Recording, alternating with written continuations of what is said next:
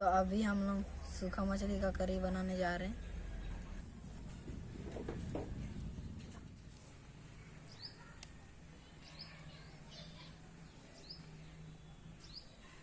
अभी हम लोग तेल डाल रहे हैं। हम लोग प्याज और मिर्चा डालेंगे।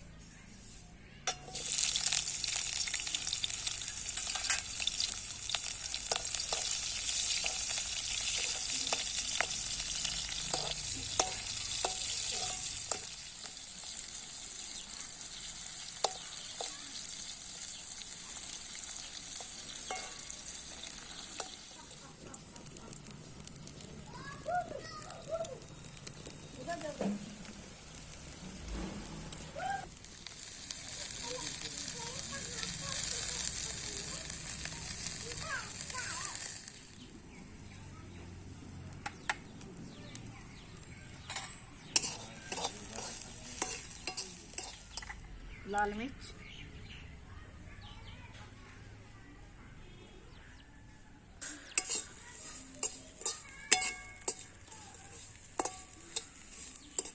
मटर डालेंगे।